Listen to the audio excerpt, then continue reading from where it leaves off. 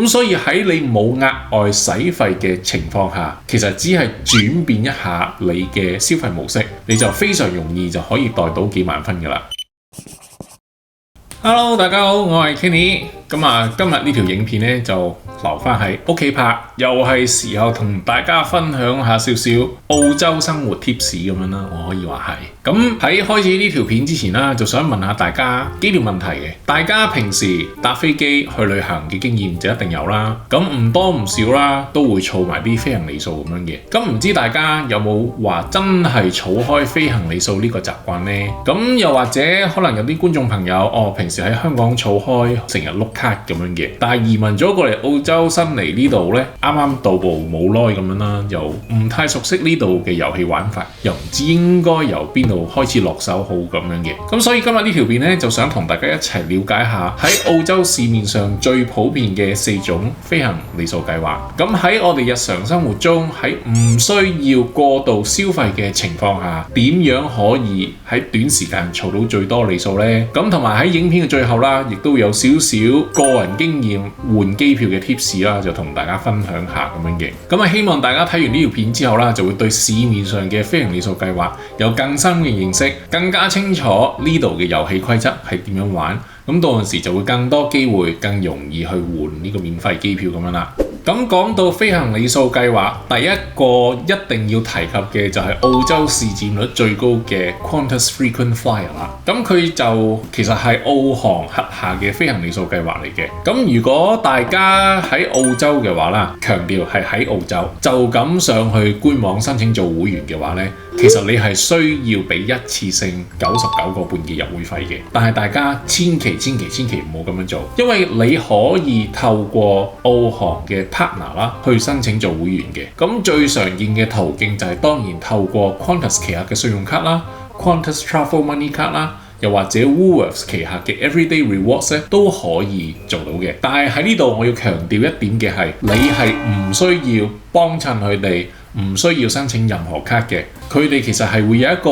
referral link， 咁你通過呢個 referral link 去申請做會員呢，係可以完全免咗呢個99個半嘅入會費嘅。咁大家其實係可以上網 Google 下啦 ，How to join Qantas Frequent Flyer for free， 咁相信都唔難揾到呢類型嘅 referral link 嘅。咁所以千祈唔好咁蠢，就咁上去官網嗰度申請做會員就俾佢呢個99個半嘅入會費咁樣啦。咁當你 join 咗做會員啦，咁就當然就係開始儲呢個里數啦。咁喺澳洲儲 Qantas 分嘅途徑啦，其實我可以話係極度超級無敵多。最直接嘅就當然係坐 Qantas 啦，同埋 Qantas 係屬於 One World 嘅。咁所以除咗 Qantas 佢哋自己嘅航班之外啦，你可以坐國泰啦、英航啦、馬航啦，所有 One World 航空公司嘅航班呢，你都可以儲到 Qantas 嘅分嘅。咁除咗搭飛機啦，咁我哋日常生活都有好多途徑可以儲到 Qantas 分嘅。最常見就係申請 Qantas 佢哋旗下嘅信用卡啦，達到佢哋嘅簽賬條件就可以攞到唔知幾多萬、幾多十萬分咁樣噶啦。仲有或者大家需要買保險嘅，不論你係醫療保、車保、旅行保，甚至乎係家居保都好啦。Qantas 佢哋都會有同唔同嘅公司做 partner， 成日都會做啲sign up bonus 咁樣嘅。咁你攞咗呢個 bonus 之後，繼續 keep 住佢嗰個 insurance plan 嘅話呢，你之後嘅 period 咧都可以繼續儲分嘅。咁而通常呢個 rate 啦都係大概1蚊1分咁樣嘅。咁如果呢啲都唔係話太啱你啦，想再更加日常嘅層面嘅話啦，Woolworths 旗下嘅 Everyday Rewards， 你係可以以2:1嘅 ratio 將你啲超市分轉去 Qantas 分嘅。咁所以大家平時去 Woolworths 買嘢儲分呢，其實都係一個儲 Qantas 分嘅途徑嚟嘅。咁而且 Woolworths 啦，有陣時都會做下啲 gift card 啊，20倍積分嘅 offer 咁樣嘅。咁最近一次啦，就係做 Apple gift card。咁如果你買500蚊嘅 gift card 嘅話啦，就可以有1萬超市分咁樣嘅，其實即係相當於5000嘅 Qantas 分。咁如果觀眾朋友你係打算換 iPhone 啊、MacBook 啊，呢啲閒閒地都幾千蚊上落啦。所以 instead of 你自己上 Apple Store 直接上網碌卡，不如你調轉頭買呢啲 gift card，然後就用呢啲 gift card 去找數啦。咁所以喺你冇額外使費嘅情況下，其實只係轉變一下你嘅消費模式，你就非常容易就可以袋到幾萬分㗎啦。咁市面上仲有好多其他唔同嘅途徑都可以儲到 Qantas 分嘅，例如供樓啦、去 BP 入油啦、Hoist 睇戲啦、Terry White 藥房買藥啦，下載埋佢哋嘅 Qantas Wellbeing App， 平時做運動啊，甚至乎連瞓覺你都可以儲到分嘅。咁所以儲 Qantas 分嘅途徑基本上係好多，大家可以上佢哋嘅官網去睇下有邊啲途徑係適合自己啦。咁除咗 Qantas Frequent Flyer， 澳洲市佔率第2高嘅呢就係 Velocity Frequent Flyer 啦。咁佢就係維珍澳洲旗下嘅飛行里數計劃，同 Qantas 有少少唔同。申請做 Velocity 會員呢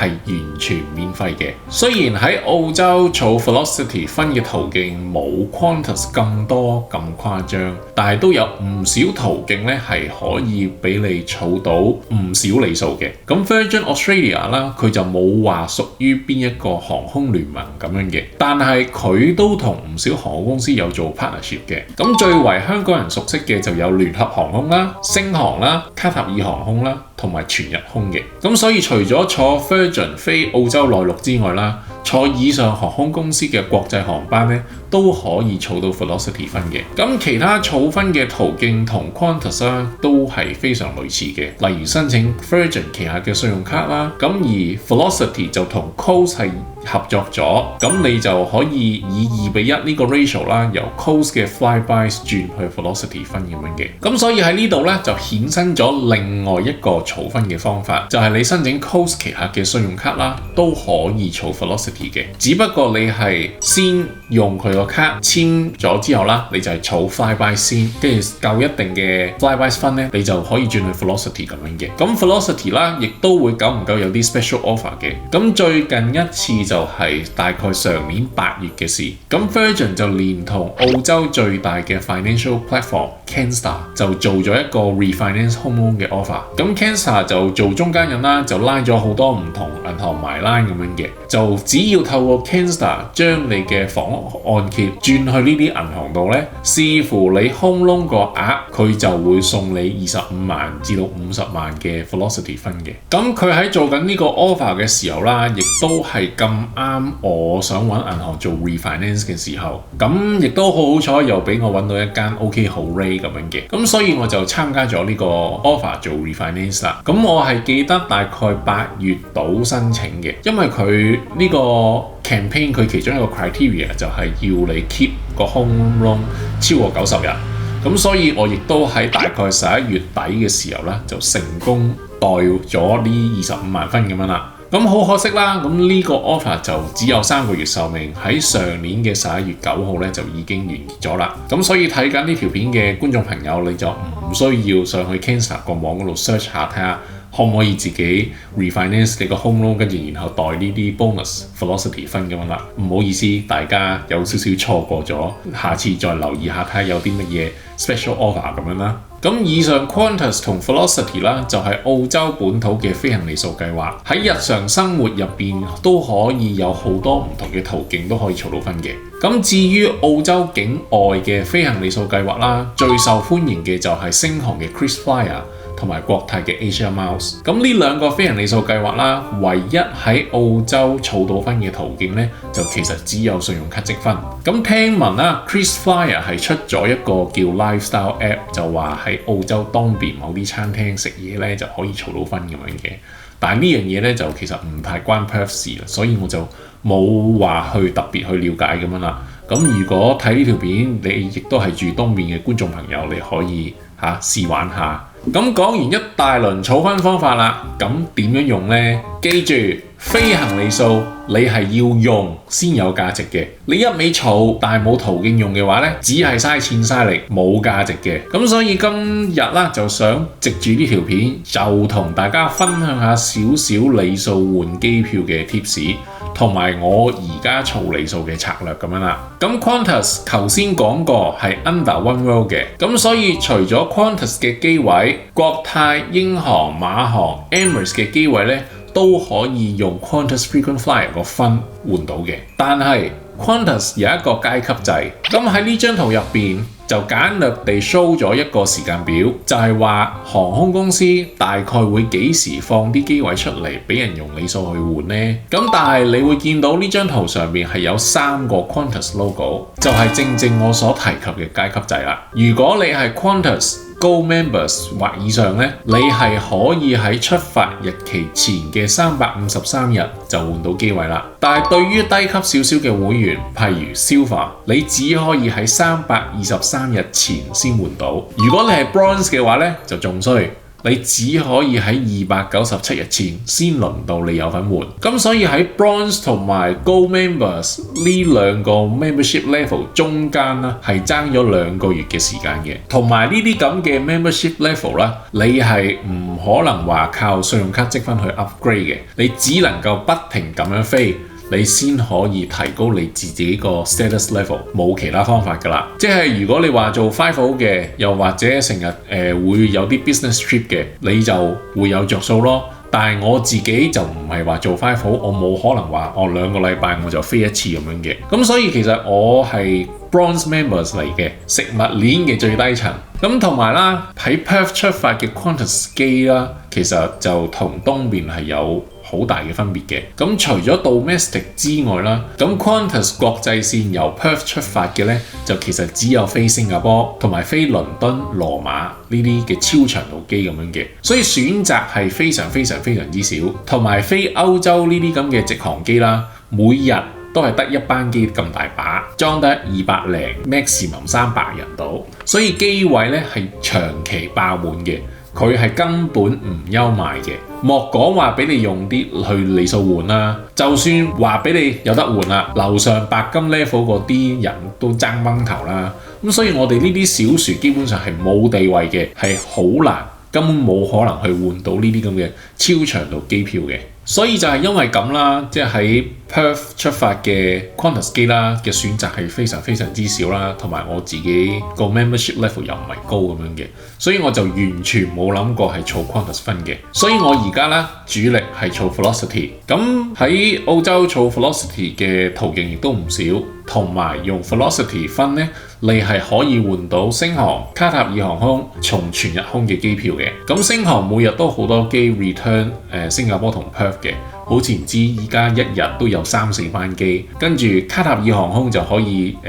去多哈就轉歐洲咁樣嘅。如果去全日空嘅話呢，就係可以去日本咁樣啦。咁而家全日空就啱啱開始有直航，就來回 Perth 同東京咁樣啦。我諗呢個直航搞咗開始咗大概3-4個月到，咁所以遲啲有機會啦，都可以試下換去東京嘅機票咁樣嘅。同埋 Velocity 有個非常之好嘅優勢，就係你係可以以大概1.5:1呢個 ratio 咧，就將 Velocity 嘅分直接轉去星航嘅 KrisFlyer。呢個應該係全世界少有咁樣2個完全唔同 program 嘅 miles 可以咁樣互換嘅。咁所以就係因為佢可以咁樣換去 KrisFlyer 啦。即係如果我真係要換到星航嘅 First Class 嗰啲咁 premium 嘅機票嘅話呢，咁我就可以其實用 Velocity 嘅分就轉去 KrisFlyer 咁樣去換嘅。咁所以就係因為咁就從而大大增加咗 Velocity 呢個吸引力咁樣啦。咁至於 KrisFlyer 啦，喺澳洲儲分嘅途徑係非常之少，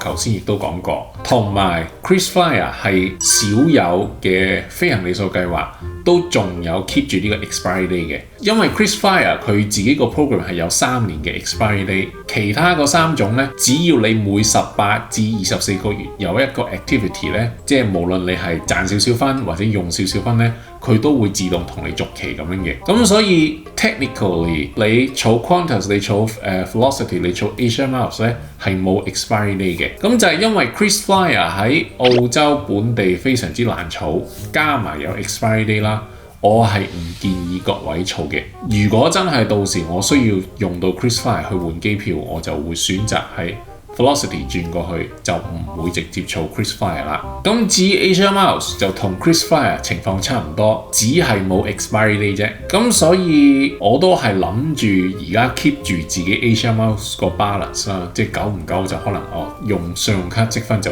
換少少 miles 落去，就叫做同佢吊住條命咁樣，就夠分俾我換套機票坐國泰返香港咁就算啦，唔打算主力儲 Asia Miles 嘅。咁所以暫時我儲里數嘅 strategy 咧都係主力儲 Velocity 咁樣嘅。咁好啦，咁呢條片就分享咗好多關於飛行里數點儲點換嘅資料啦。咁喺日常生活非常之多嘅途徑，唔需要特別去額外使費嘅，其實只係轉變下你自己嘅購物模式咧，就可以儲到好多嘅里數啦。咁大家其實可以先考慮下，自己偏好邊間航空公司，或者自己會搭邊間航空公司比較多，再去決定 join 邊個 program 咁樣啦。同埋澳洲咁大，唔一定話要下下飛 international 噶嘛，夠里數飛一轉 domestic 其實都夠爽啦。咁如果大家中意我呢條片嘅話啦，就記得俾個 like 我 ，subscribe 我 channel 開埋鐘仔，咁我哋下條片再見，係咁，拜拜。